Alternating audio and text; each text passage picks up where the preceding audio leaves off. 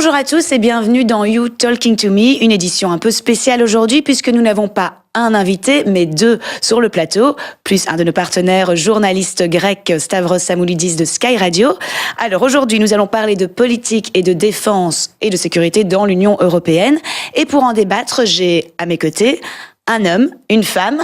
Voilà, il y a Arnaud Danjean, membre du Parti populaire européen et président de la sous-commission sécurité et défense au Parlement européen, et Maria Eleni Coppa, membre des socialistes et démocrates, et vous faites aussi partie de la même sous-commission. Bienvenue à tous. Et Stavros, bienvenue à toi aussi. Bonjour. Alors, je ne sais pas si c'est la première fois que vous êtes tous les deux sur le même plateau. Non. Non. Vous avez déjà débattu sur le même sujet aussi Oui. Alors, défense européenne, donc c'est un grand mot. Alors, qu'est-ce que ça veut dire? Est-ce que ça veut dire qu'on aura une armée avec un drapeau européen ou alors voir un soldat britannique sous les ordres d'un commandant allemand? Maria Eleni Coppa? Il ne s'agit pas d'une armée européenne, de créer une armée européenne. Il s'agit vraiment de coopérer et de coordonner mieux nos efforts pour avoir cette politique de sécurité et de défense européenne. Parce que dans un monde qui change très rapidement, où les risques se multiplient d'un jour à l'autre, l'Europe doit avoir aussi un profil sécuritaire et un profil de défense. C'est important et là, l'identité européenne a un composant de sécurité, de défense aussi. Et vous, Monsieur Danjean, vous y croyez quand même? Ça arrivera peut-être un jour, une armée avec un drapeau européen Ça arrivera peut-être un jour, il faut sans doute pas l'exclure. On a certains collègues qui en rêvent beaucoup, mais vous savez, dans notre sous-commission et à l'exercice des responsabilités qui sont les nôtres, on est obligé d'être un peu plus pragmatique et un peu plus réaliste que simplement de rêver ou d'espérer une armée européenne. C'est pas vraiment le sujet du moment.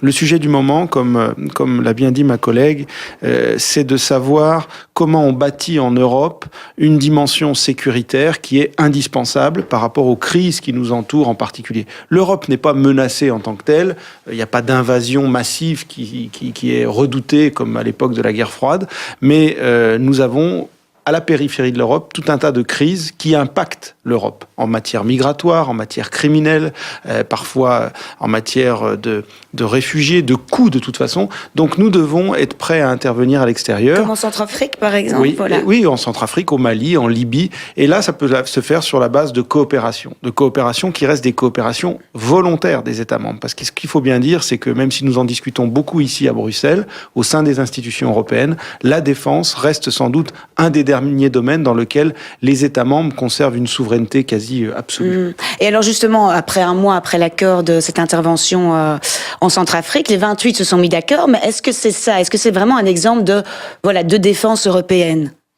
Et c'est un exemple de défense européenne, mais vous voyez, ça prend beaucoup de temps de se mettre d'accord sur des questions simples. On a besoin de mécanismes qui vont plus vite, de pouvoir de décider d'une façon plus rapide. Et ça, on n'a pas encore. Et pendant une période de crise économique profonde en Europe, on doit avoir de l'imagination concernant la sécurité et la défense européenne. Et pourtant, on en parle beaucoup. Centrafrique, ça a été très véhiculé dans les médias, donc c'est une sorte de vitrine, on va dire, de la défense européenne aujourd'hui. Malheureusement, le cas de la République de Centrafrique est peut-être moins simple, aussi paradoxal que ça puisse paraître, que celui du Mali. Je pense qu'au Mali, il était sans doute plus facile de faire comprendre aux Européens, c'est-à-dire les opinions publiques européennes et les dirigeants européens, qu'il y avait là un intérêt commun. La lutte contre le terrorisme, un pays qui est aux portes de l'Europe finalement et qui projetait de l'instabilité dans toute une région. Là, la cause commune était sans doute plus facile à argumenter. La Centrafrique, c'est terrible à dire, mais la Centrafrique, c'est un drame humanitaire avant tout, comme il en existe beaucoup d'autres en Afrique, dans la République voisine du Congo, au Sud-Soudan, même dans le nord du Nigeria. Donc, est-ce que c'est vraiment à l'Europe d'intervenir sur la Centrafrique? On peut se poser la question. Moi, je pense que oui. Étant français, j'ai en plus envie que l'Europe vienne aider, renforcer l'action française. Et vous, Maria Eleni Coppa, vous pensez aussi que c'était l'Europe de... Moi, je pense que c'est important parce que En fait, quand on parle de sécurité de défense, et je suis tout à fait d'accord avec Arnaud Danjean, il n'y a pas une menace d'une armée qui va entrer en Europe. C'est en fait de stabiliser le voisinage. Et c'est là le rôle de la défense européenne. Mali, Centrafrique,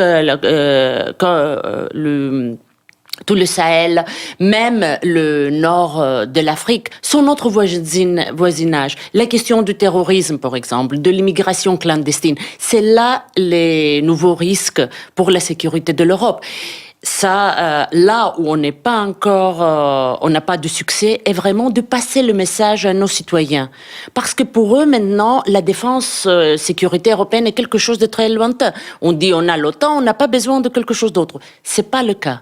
Et il faut vraiment passer le message à l'opinion publique que maintenant les risques sont multiples, c'est différent.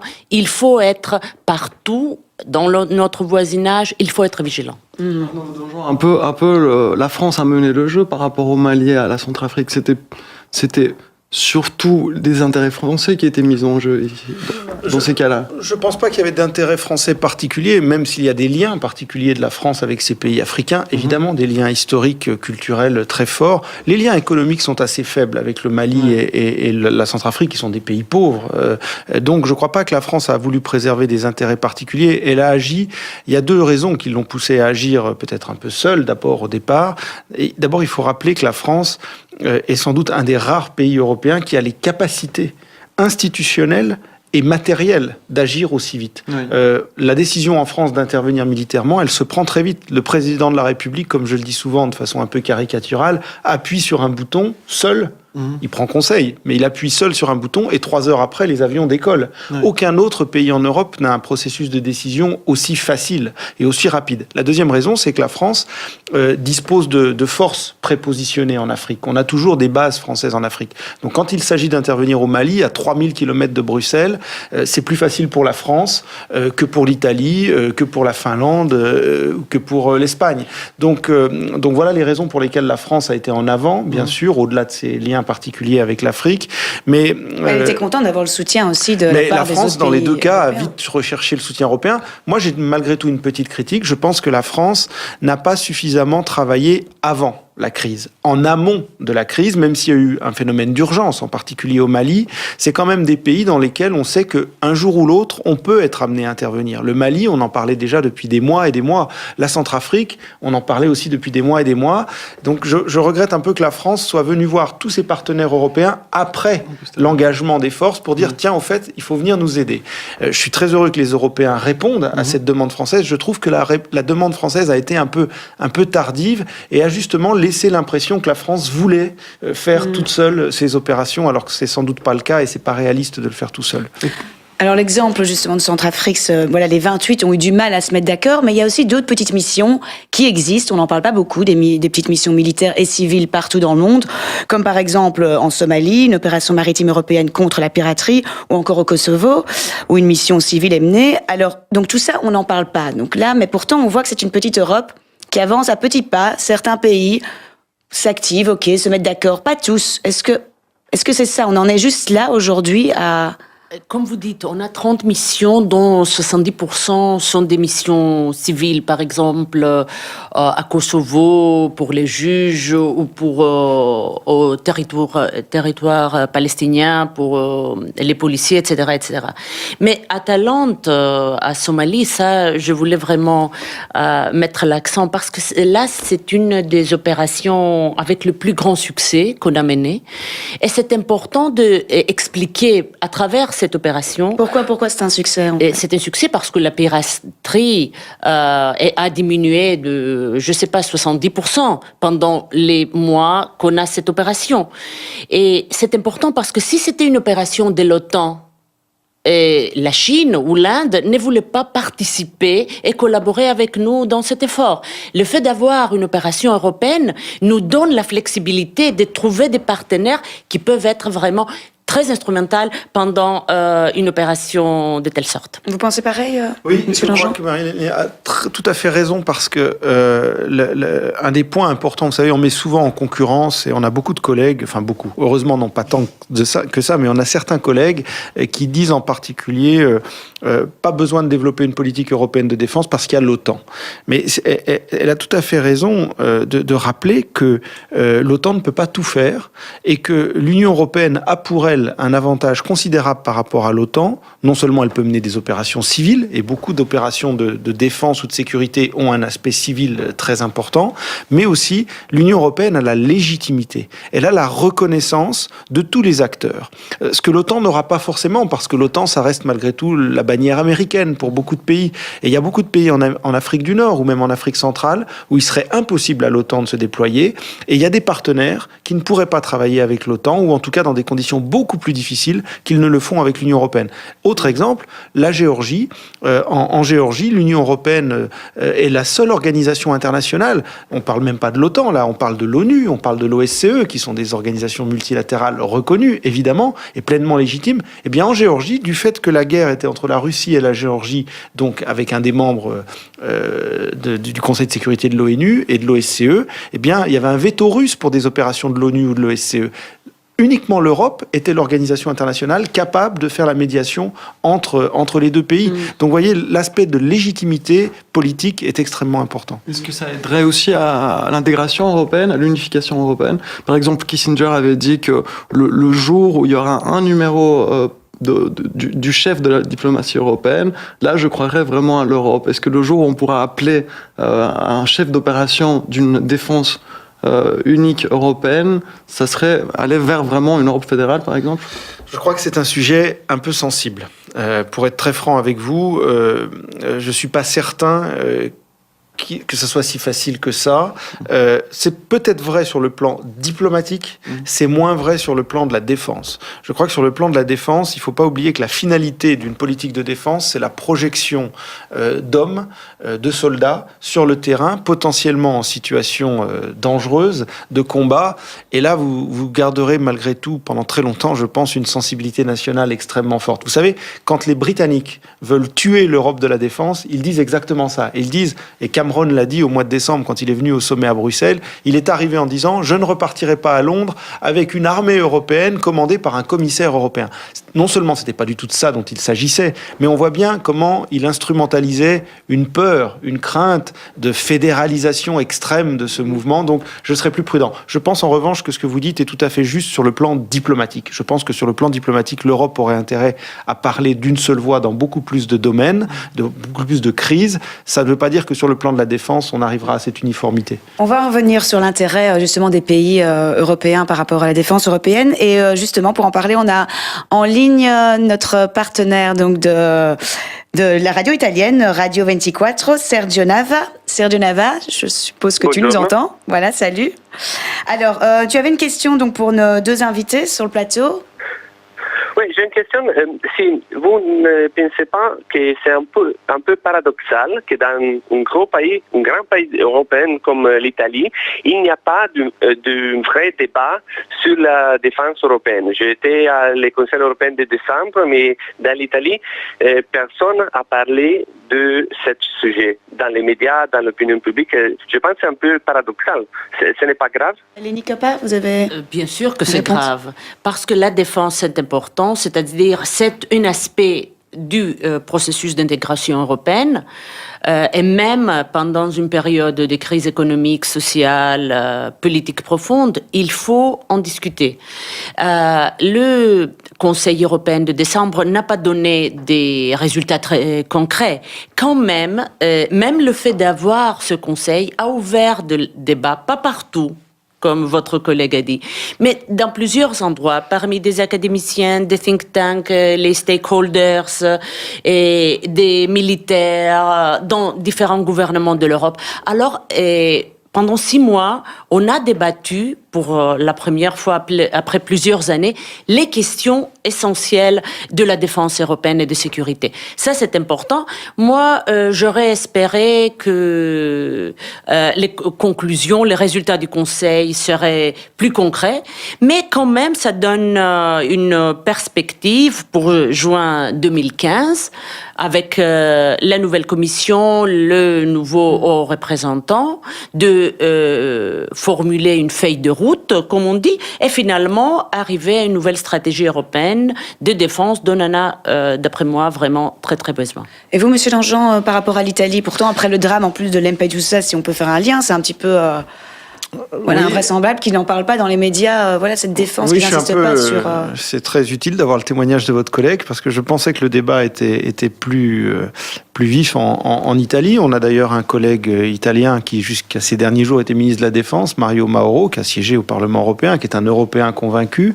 Je pensais que ça pouvait aider peut-être à la progression de cette idée. J'imagine fort bien qu'en Italie, comme dans d'autres pays, et Maria Leni l'a signalé, la crise économique a un double effet, si vous voulez. C'est d'abord, on parle peu des questions de défense, priorité à d'autres thèmes, et puis il y a peu d'argent pour la défense aussi. En tout cas, il y a de moins en moins d'argent pour la défense. Moi, on m'a relaté des difficultés rencontrées notamment par la marine italienne pour participer à un certain nombre d'opérations, dont Atalanta. Ouais. J'imagine fort bien que ça soit pas... Mais c'est une vraie préoccupation. Par rapport à ce budget, justement, les États-Unis viennent de dire, ils se moquent un petit peu de l'Europe en disant, l'Europe, de toute façon, elle n'a pas assez de budget pour se défendre. Dans l'absolu, si. Dans l'absolu, on aurait assez de budget. Quand on dit dans l'absolu, c'est-à-dire si on prend les budgets, si on consolide les 28 budgets de défense des 28 pays européens, on arrive à plus de 200 milliards d'euros et ça reste à l'échelle mondiale le deuxième budget de défense. Alors effectivement, loin derrière celui des États-Unis, mais ça a toujours été le cas. Et avec 200 milliards d'euros de budget commun, 1 800 000 hommes sous l'uniforme, l'Europe est virtuellement une puissance qui compte. Mais ça reste tout à fait virtuel. Donc sans l'aide des États-Unis, l'Europe est capable aujourd'hui de se défendre à elle seule ? C'est pas ça le problème. Si on parle des relations entre l'OTAN et l'Union européenne, ce qu'on cherche est la complémentarité en gardant l'autonomie décisionnelle de chacun des organisations. Nous ne sommes pas maintenant dans un débat idéologique ou dogmatique. Nous voulons plus l'OTAN. Non, il faut coopérer. À vrai dire, les 22 entre les 28 membres de l'Union européenne sont membres de l'OTAN. Alors, en fait, il s'agit des mêmes pays. Alors, ça donne plus de puissance à l'Europe d'utiliser l'instrument qui est le plus adapté pour chaque situation. Alors, pour nous, c'est une possibilité de plus de pouvoir être plus efficace quand on a besoin. Est-ce que ça avantagerait encore plus un pays comme la Grèce, qui est dans une crise financière sans fin en ce moment, et qui dépense quand même beaucoup en question de défense? Ça serait dans l'avantage un pays comme la Grèce, par exemple. Bien sûr, la Grèce, comme vous savez bien, a diminué le budget, qui était exorbitant, mais même maintenant, ça reste assez haut si on compare aux moyennes européennes. Oui. Mais pour des petits pays comme la Grèce, il y a tout l'avantage de participer aux formes les plus, les plus consolidées au niveau de la défense européenne. Une Europe de la défense est vraiment très très important pour les petits pays. Mais a-t-on un plan aujourd'hui face à une menace extérieure éventuelle ? Est-ce qu'on a un plan pour se défendre ? Alors, la défense collective du territoire européen, elle incombe toujours à l'OTAN. C'est la première raison d'être de l'OTAN. L'OTAN, depuis, a fait des opérations comme en Afghanistan ou ailleurs, mais la première mission de l'OTAN, c'est le fameux article 5, c'est la défense collective du continent européen. Et ça, la plupart des membres de l'OTAN sont aussi membres de l'Union européenne et tiennent beaucoup à cette primauté, si vous voulez, de l'OTAN pour la défense collective. C'est d'ailleurs réaffirmé dans le traité de Lisbonne, l'article 42, je crois, qui rappelle que la pierre angulaire de la défense collective, c'est l'OTAN. Donc le sujet n'est pas vraiment celui-ci. Le sujet, c'est de savoir si les Européens, avant même d'assurer leur propre sécurité sur leur propre sol, sont capables de se projeter, de faire face à des crises dans leur environnement. C'est ça la mission qui est confiée à l'Union européenne en matière de politique de défense. Et la réponse, malheureusement, n'est pas satisfaisante. Et je reviens sur ce que disait Madame Coppa, elle a tout à fait raison. On a des outils, on a même un traité le traité de Lisbonne qui nous donne beaucoup de possibilités, on a un manque de volonté politique et on a des problèmes de lourdeur dans la prise de décision. Tous ces phénomènes font qu'aujourd'hui, l'Europe rate beaucoup de rendez-vous où elle devrait être. La Libye, le Mali, la Centrafrique. On a toujours cette impression désagréable que l'Europe arrive, alors l'expression française dit bien ce qu'elle veut dire, même si elle est un peu trop guerrière, mais l'Europe arrive après la bataille. Et ça, c'est un peu décourageant. Donc on a les outils, mais on n'arrive pas à les gérer, à les organiser tous ensemble à 28. Ouais. Tout à fait, parce qu'on a un traité qui nous donne toutes les possibilités pour pouvoir aller de l'avant en matière de sécurité et de la défense. Le traité de Lisbonne est là. Mais on n'utilise pas tout le potentiel qui est dans le traité. La coopération permanente structurée, par exemple, on l'utilise uniquement dans l'industrie. Ou l'article 44 qui dit que 2 ou 3 pays, ils peuvent décider sur une opération et aller à l'Union et demander que l'Union couvre cette opération comme une mission, une opération européenne. Par exemple, la Libye est un cas manqué d'après moi, c'est-à-dire la France et l'Angleterre sont entrés dans cette opération. Ils pouvaient demander que cette opération devienne une opération européenne. Alors, pas changement de traité, mais utilisation, pleine utilisation de tous les outils qui sont là-dedans. Alors, on va bientôt terminer ce débat. Et pour tous les jeunes, justement, qui nous écoutent, qui nous regardent et qui ont envie de s'engager dans l'armée, dans cette armée, c'est peut-être cette armée future européenne, on l'appellera peut-être armée européenne, est-ce qu'ils peuvent déjà envisager une carrière au niveau européen?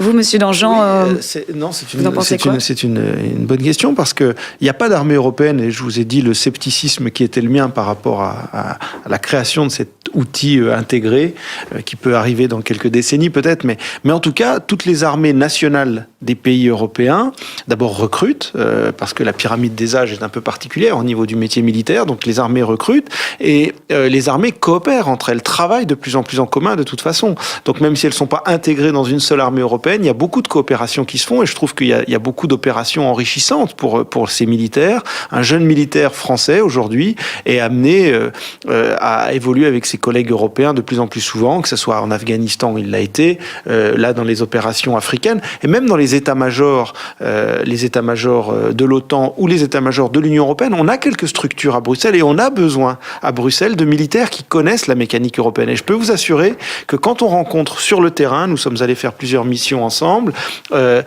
ou à Bruxelles dans les structures qui travaillent, des petites structures de l'Union européenne, quand on rencontre des militaires français, allemands, grecs, qui ont cette expérience-là, généralement, ils l'ont trouvée extrêmement intéressante et ils deviennent eux-mêmes des convaincus. Donc oui, il faut qu'il y ait des jeunes qui s'engagent et oui, ces jeunes-là doivent avoir en tête un horizon européen.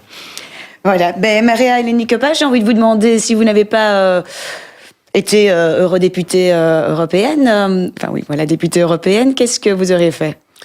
Moi, je suis professeure de relations internationales. Alors, je travaille sur ces sujets depuis très, très longtemps. Et je suis convaincue qu'il faut avancer de l'avant en ces matières, sécurité et défense aussi.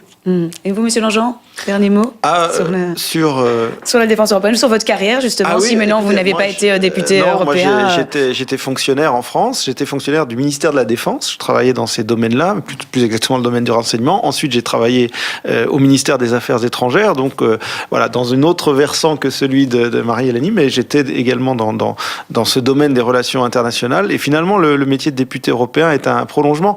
Et si je peux me permettre, je trouve qu'avoir le type de profil comme nous avons aujourd'hui sur ce plateau, il y a beaucoup de nos collègues l'ont également en commission Affaires étrangères et sous-commission Défense, et ça donne, je crois, beaucoup de crédibilité aux travaux que nous menons parce que nous avons beaucoup de professionnels de ces métiers et des relations internationales, ce qui n'est pas forcément le cas dans les parlements nationaux.